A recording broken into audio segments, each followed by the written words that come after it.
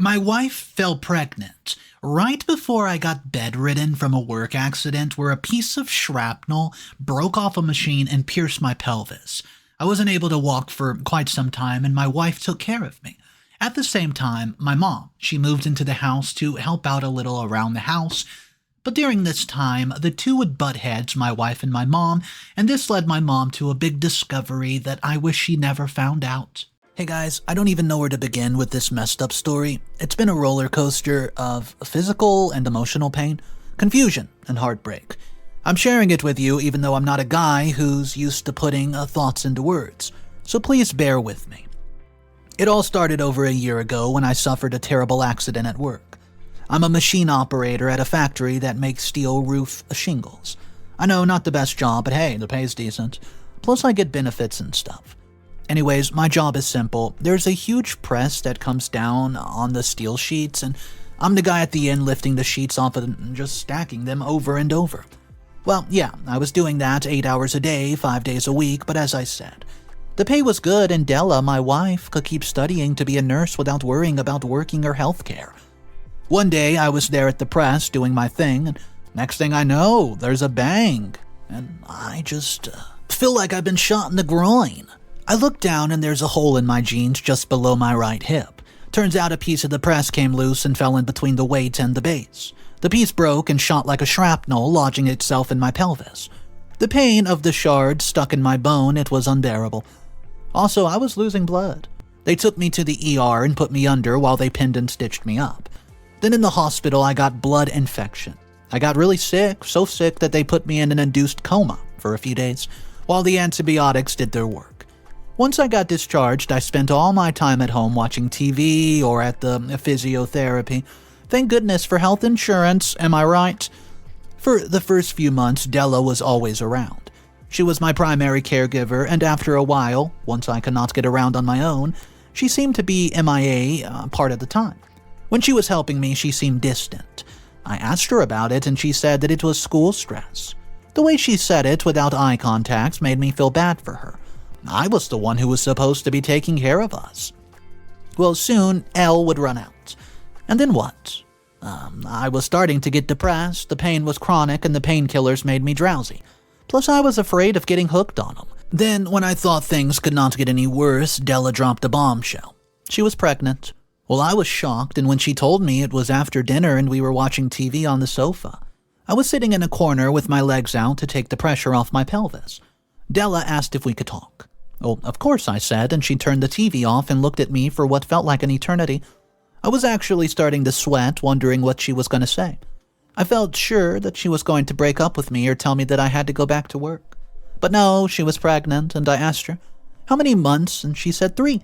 I was really happy, but also felt like an idiot because I had not noticed anything. Della was not showing yet, but obviously her mood had changed. I felt like some oblivious dude. But as happy as I was about the baby, I could not shake the feeling that things were about to get more complicated. Della and I talked about it, and we both agreed that with my injuries and her upcoming responsibilities as a mother, we would need help. Jenna, my mom, she offered to come stay with us and help take care of me until I was fully recovered, and also help out with the baby when it arrived. I was doubtful at first. My mom and Della never got along. From the beginning, when Della and I were first dating, they were like oil and water. Whenever they were in the same room, there was tension in the air. It was pretty clear that my mom, didn't like her, but Della assured me that she could handle it after a few months, and that having my mom would be a huge help. So my mom came to stay with us, and at first things went okay. She helped around the house while I focused on my recovery. But as time went on, my mom, she starts taking over everything.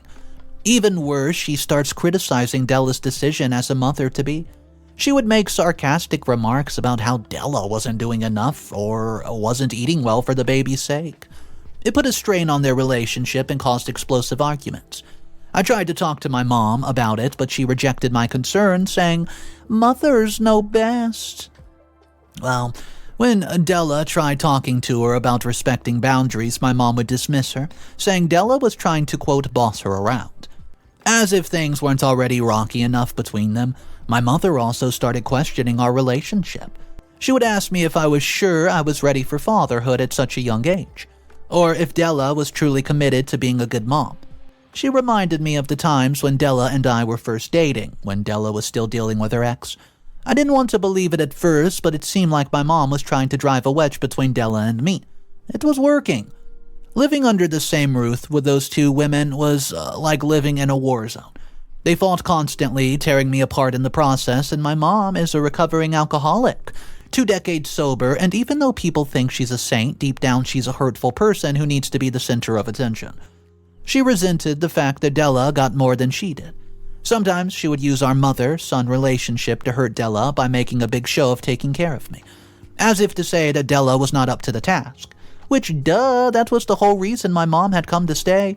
It was like my mother wanted me all to herself, to delete Della and the baby from the equation altogether. I tried to stay neutral. It was not easy. Della and I grew apart, and it felt like everything was slipping away. Then the baby arrived, a beautiful little girl we called Linda, and our world became all about her. For a while, even though it was chaos, things were okay amongst the 4 of us. We had a routine. I would get up in the night to soothe Linda when she cried so Della could sleep. During the day, she and my mom would share duties while I went to physiotherapy. Della even had time to do some reading for her nursery course. But little by little, the old resentment started to creep back in. To be fair, we were all exhausted. Still, it makes me sad to think that 3 grown-ups who supposedly love each other weren't able to keep from bickering and nagging each other to death. And then one day, everything just fell apart. It was, I guess, 3 months after Della was born when one evening, after a huge argument that started because she accidentally woke the baby, my own mom had the audacity to accuse Della of cheating on me. Yeah, she said, she had the nerve to claim that I wasn't even the father of our child, and it was like a knife to my heart. Obviously, at first, I laughed it off. See, this wasn't the first time my mom had made a wild accusation as a way of, quote, winning an argument. She was still hard to get along with, but I did not think that she would make up accusations like that just to hurt us. So I confronted her. I asked her if she'd relapsed, which made her furious, and she made me call her sponsor, who assured me that my mom was definitely sober. Meanwhile, Della hardly said anything because of shock, I assume. She stood in the corner of the kitchen with the baby monitor in her hand, and I looked at Della and she looked away. I could see that she was angry, but there was something else in her expression that made me nervous. Suddenly, my mom left the kitchen and went to her room in the basement, and we heard her shuffling around down there, opening drawers, and then she came back upstairs, quietly, so the baby would not wake up. She had a few pieces of paper in her hand and was shaking them at me with this smug look on her face.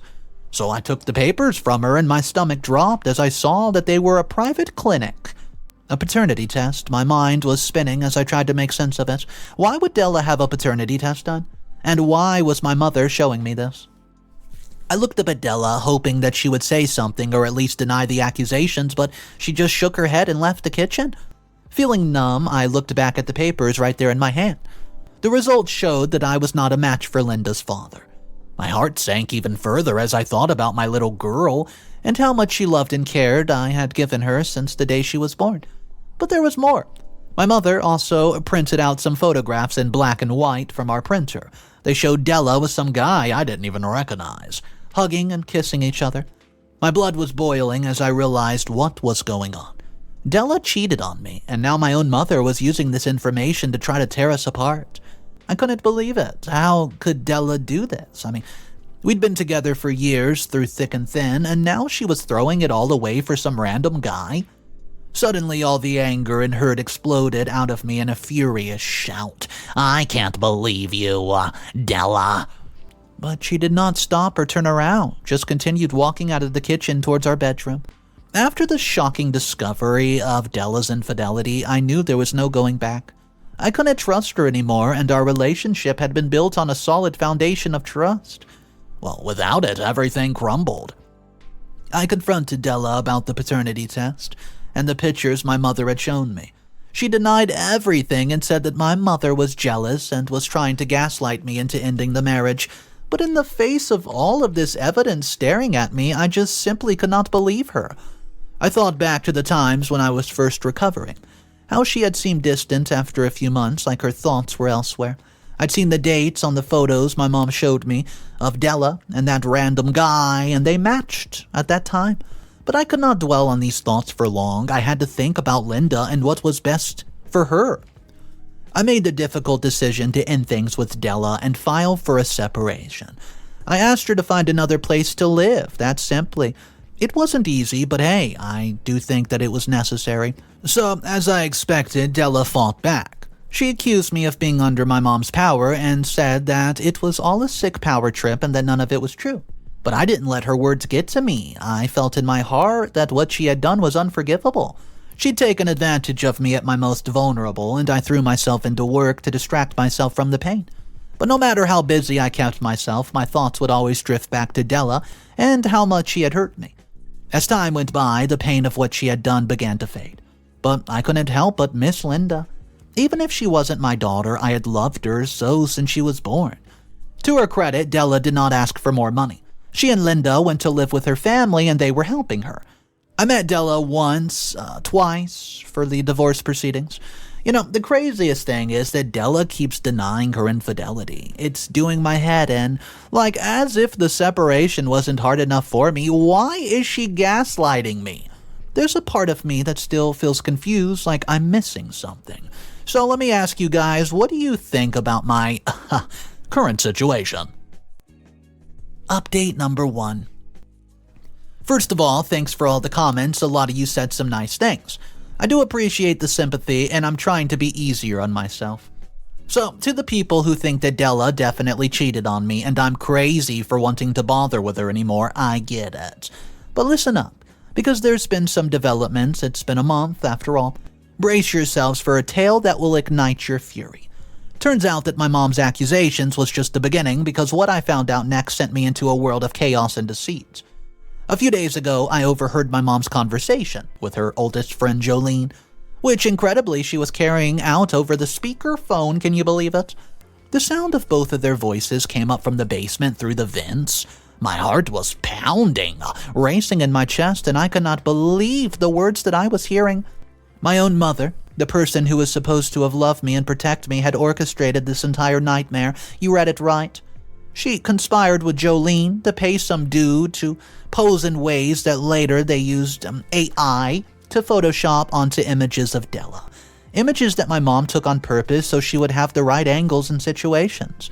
Like when Della was getting dressed. It made me shudder to hear it. I felt sick to my stomach.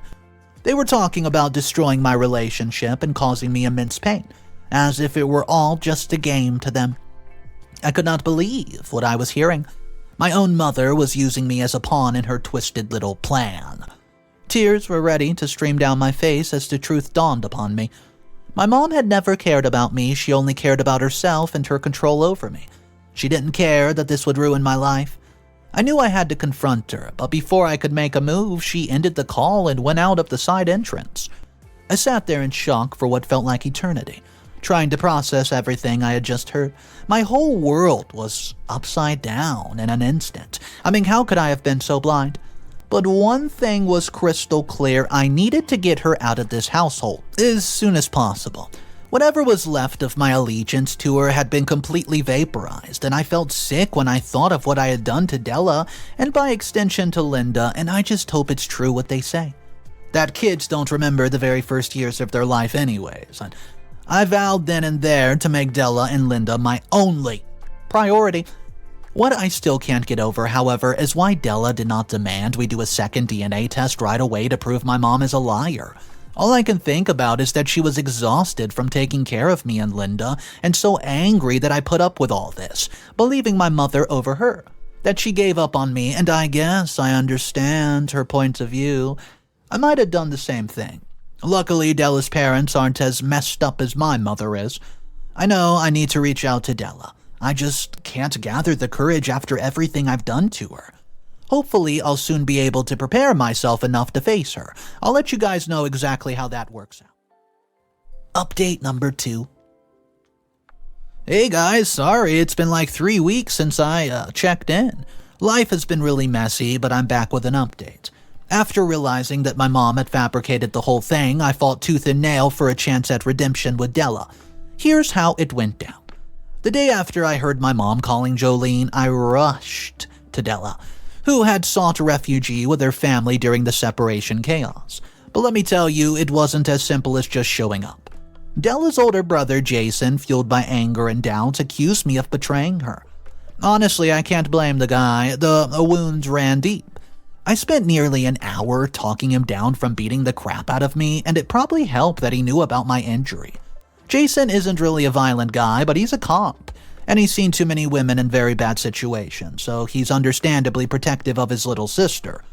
Once Jason had finally let me inside the house, I begged Della to forgive me, and I even asked for a second DNA test. I was ashamed, but I still needed her to prove that what Linda said, well, I was the father. That's how much my mom's sick games has gotten to me. Della gave me a look icy enough to freeze your blood. But in the end, her mother could see that I was sincerely distressed and intervened on my behalf, and Della agreed. Of course, the results came back positive. I was and am the father of our child, and I was ecstatic. It was a glimmer of hope in the midst of all the darkness that had come before. So that afternoon, we celebrated, just the three of us, by taking Linda on her first picnic at the park. Afterwards, back at Della's parents', we made spaghetti and maybe a bit too much wine. Della and I ended up snuggling, which came as a comfort after so long. I'm not too much of a man to say that it left me pretty emotional. I even asked Della whether we should, she would like to remain my wife since the divorce had not finalized yet. But Della was not ready to let me off the hook just yet. She needed time to heal from the damage caused by my mother's lies. So I reached out to her family for support, and you know what? They actually let me stay and poured their hearts out too. Oh, I laid it all on the line, desperately trying to convince Della that we could pick up the pieces and rebuild what was shattered. Those weeks spent with my in-laws, just the five of us, including Linda, were some of the happiest times I've ever spent. I hardly thought about my mom and what she had done. In the end, Della said yes to being my wife. I can't even tell you guys how happy I was. I called my lawyers, jumping in happiness to stop the procedure as I wanted to take back my separation request file. But soon I'll have to confront her for her misdeeds, and I will update you guys when I do that. Updates number 3. Hey guys, I'm back. So, I know it's only been a few days since I shared my sad story, but I need to share something important that I just did. During the time away with my in-laws, I gained some clarity. I decided that I could let my mom keep poisoning our chance at happiness. No, I can't do that. Not a second longer. I decided to confront her. While I knew she was out with Jolene, I went home and down to the basement. It was a mess down there. Her stuff was everywhere, and it actually made me kinda sad to see a woman in her 60s living like a teenager. Maybe that's a bit judgmental, but hey, it's the truth. As angry as I've been, I still didn't want to just shove my mom's stuff in a garbage bag and leave it on the curb. I did her laundry, and then I packed her bags, and when she got home, I was waiting for her at the dining room table. She asked me what was going on, but I could tell that she knew. I asked her to sit down with me so we could talk. I decided I was going to give her one last chance to apologize, to admit that she had just wanted me to herself, that she saw how wrong it was, especially since Linda was born. But she would not say anything or even look me in the eyes, so I told her to get out. The silence that followed was obviously deafening, but I stood my ground, refusing to back down. I just stood there and called her an Uber to a hotel on the outskirts of the town. I gave her some money for the room and told her that she needs to sort the rest of her life out for herself. As I watched my mother gather her things and leave, I guess you could say a sense of relief was washing over me, along with a pretty heavy lump and pain in my throat. But I knew that this was the beginning of a new chapter, one where I could finally be free from all her toxic influence and be a father and a husband rather than a mom's broken boy. Her pet little project. I had to protect what little hope I had left with Della and our baby. It was painful, yeah, obviously. My mom asked me if I would still be giving her the monthly allowance, and I laughed, despite myself, and told her to get real. After everything she had done, it was a miracle I was even saying a word to her. I had told her I didn't want to hear from her again from that day forward, and it was hard saying this to your own mom, as you might be able to imagine. Seeing the hurt in that familiar face, but the rage, I felt, and my wish to protect my family saw me through this. No matter how much I felt I owed to my mom, there was no way I was letting her pull me away from the path that I was on. To be a good partner and to be a good father. As I watched the Uber pull out of the driveway and turn the corner, I thought that was the last I would hear from her. I went back down into the basement looking for any, quote, evidence she created so I could burn it. But she took everything. I guess somewhere in that crazy brain of hers she thinks she might still need it. I wondered for a second if she might even believe some of the wild lies she told. Then I remembered her voice on the phone with Jolene. It was lucid, too sure of itself. That wasn't the voice of somebody who was delusional. It was the voice of a sociopath. Finally, I cut my mother off. Next step. Welcome my family, my wife, and my daughter back home. I'll update if it's needed. Final update. It's been over a year. Hey guys, back for an update, but don't think it's all rainbow and sunshines. Life has a way of testing us even when we hit rock bottom. After 2 months of hard work and hours of therapy, Della and I finally started to rebuild what was shattered. We've peeled back the layers of hurt and resentment and found our way back to the people we were, before all of this. At first it was awkward and shaky. I walked on eggshells, afraid to say or do anything that might, wake up her old wounds.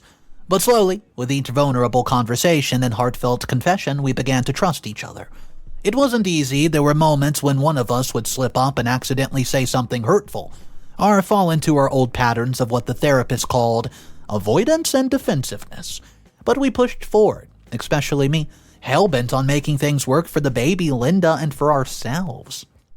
Well, now, whenever I see Della smile and feel her hand in mine, I know it was all well worth it.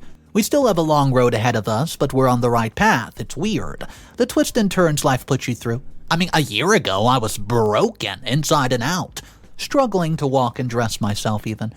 My heart was in pieces, and now I feel so much stronger, and I'm there for Della and Linda. As the three of us walked hand in hand, I can't help but feel proud of the hard work Della and I have been putting in. The pain and confusion have all been worth it to have this moment. This feeling of connection and intimacy that I was afraid we lost forever. Unbelievably, my mother, who seems to have an infinite tolerance for bitterness and resentment, still can't let go of things.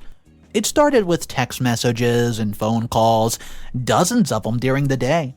I blocked her number, but she just started texting me from different applications, and the last straw came when she called child services on me and Della. Apparently, she said that we were unfit parents and that there were drugs in the house. The child support did a welfare check on us, along with the police, and of course they didn't find anything. Della's voice of reason finally convinced me to call the police. They came and questioned my mom, and we ended up having to go to court. But in the end, the judge would not grant a restraining order, which I had hoped would put an end to my mom's insistent text messages. The court did give us access to some resources for arbitration, but those were pretty useless since my mom did not really seem like she wanted to work things out. Despite all the legal problems, she continues to try to intrude in my life. She's shown up unannounced at all hours of the day and night, using a spare key hidden in the backyard to let herself in. It's been unsettling to say the least, and unnerving. Well, we had to get the cops involved more than once. We went back to court and finally a judge granted it. The restraining order saying that my mother has to keep a distance of 500 feet from our home and us at any given moment. I know my mother is not well, perhaps even suffering from some sort of mental illness, but I've come to accept I can't fix her. And she's too afraid of jail time to do anything more than try to disrupt our lives from a distance. Well, it's been over a year since I last saw my mother, Jenna. I'm sorry to say that it was in the backseat of a police cruiser. As it turns out, she relapsed, only this time it wasn't alcohol. It was prescription drugs. It makes sense to me now why she was so aggressive and sped up all the time. Anyways, that's it, guys. See ya.